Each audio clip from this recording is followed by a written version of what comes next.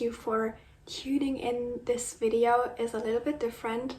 I thought it would be interesting to talk a little bit about clothing, and I want to share like how I do my purchases in clothing, because I'm trying to do them way more thoughtful and yeah, try to only purchase things that are slow fashion, sustainable fashion. Yeah, this word is kind of overused, but yeah, I thought I start with showing you a bit what I wear. And yeah, later in this video I want to talk more about my process when purchasing new items. So without further ado, let's get into the outfits.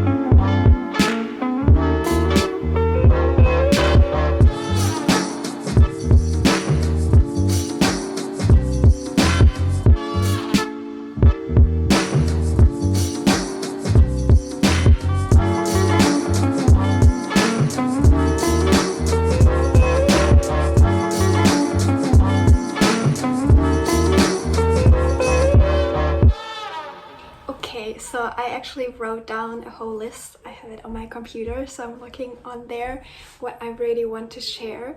So yeah, I thought I would take you through the process of me purchasing new clothing items. So first off, like all of the sustainable brands I find or I know of, I think I got to know through YouTube or Instagram. I think that's really my source for new brands. And I tell you, I could spend like hours just stalking a brand and looking through the website and through the process of how they do it. I don't know, I just really like that, so I hope I have enough to say. And so the first source that I can recommend you is the YouTuber Chloe Kian. I think she did like a while ago an ethical fashion playlist, and yeah, some videos on, for instance, like underwear or shoes, and there she introduces you to a lot of sustainable brands. And yeah, I can really just recommend her channel and also her Instagram. What I then also like to do is go onto the website, which is called Good On You. There you can find loads of brands which are like unsustainable but also sustainable, and they're getting rated. But most importantly, I find it interesting to see where the product is produced. That's something really important. And then what certificates they own, because I am currently working since September, a few months now, at a sustainable certificates. And so I learned a lot how it's best to screen brands and how to know if it's greenwashing or not. Because there are loads of brands who tell you like, with love made in India, or with love created in China. And yeah, on that Good On You website, you get a first impression on if the brand has any certificates, and yeah, just get introduced to the brand slowly.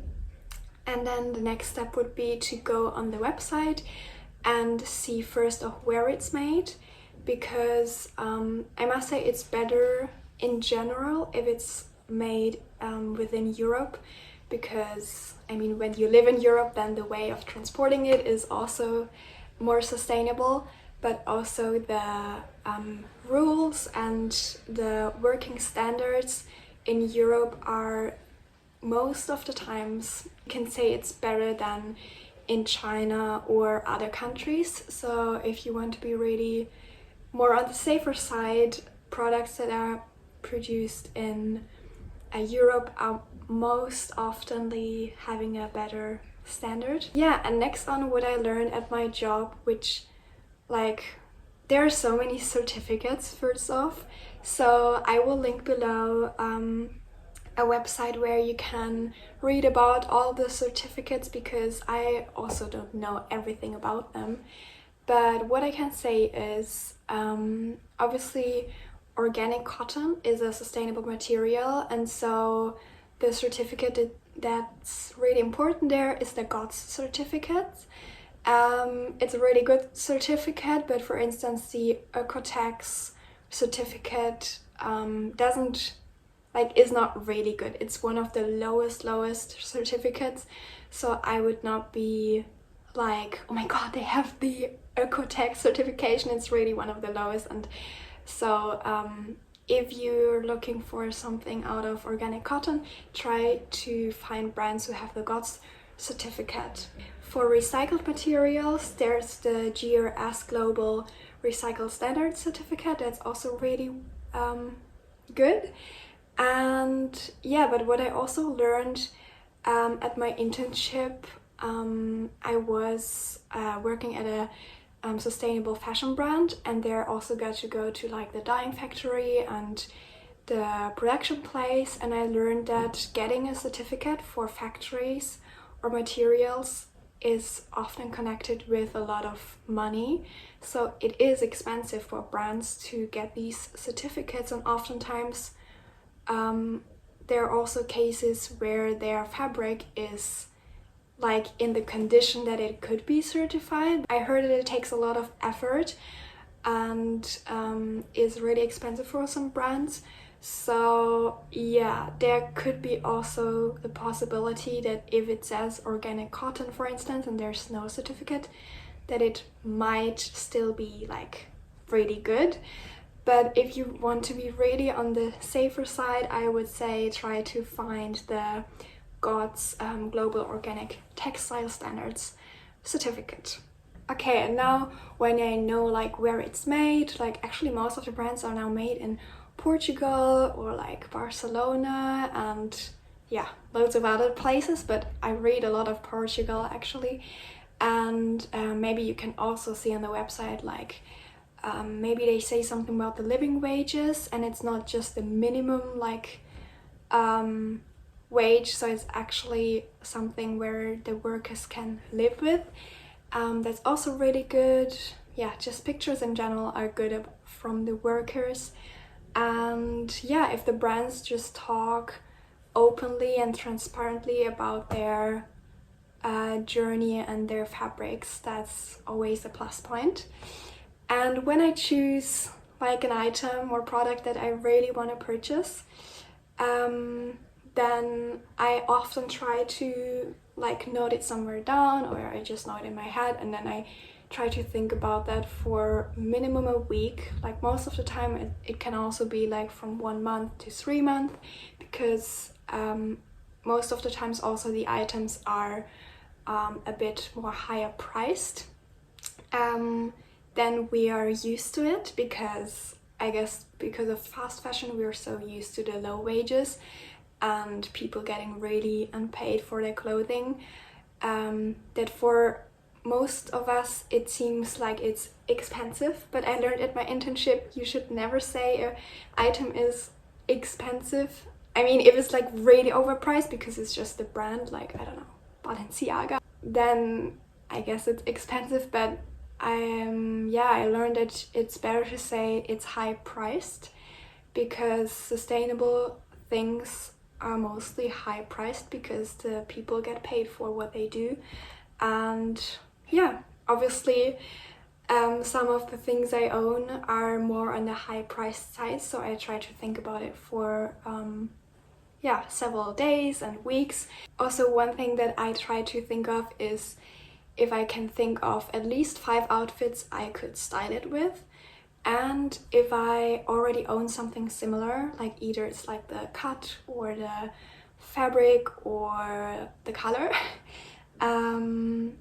And yeah, okay, I don't want this video to be too long, but I just wanted to wrap it up and say that obviously I'm not perfect, but I would say that like 95% of my things that I buy since like the last 1 or 2 years are either secondhand or sustainable.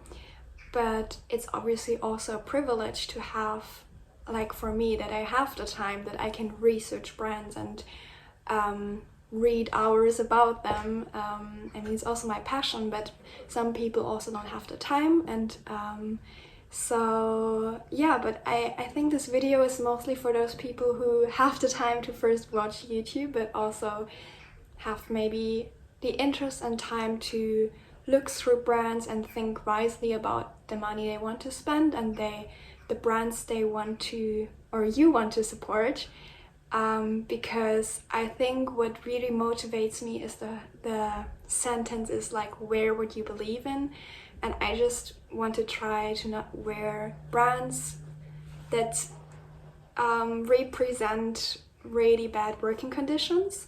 Yeah, that's just became really important to me the past years. And yeah, let me know if you learned something new, or if this was helpful, if you still have questions. And yeah, thank you so much for watching this time. And I also try to introduce new sustainable brands on my Instagram, so have a look if you want to, and I'm excited to see you maybe the next time. Bye!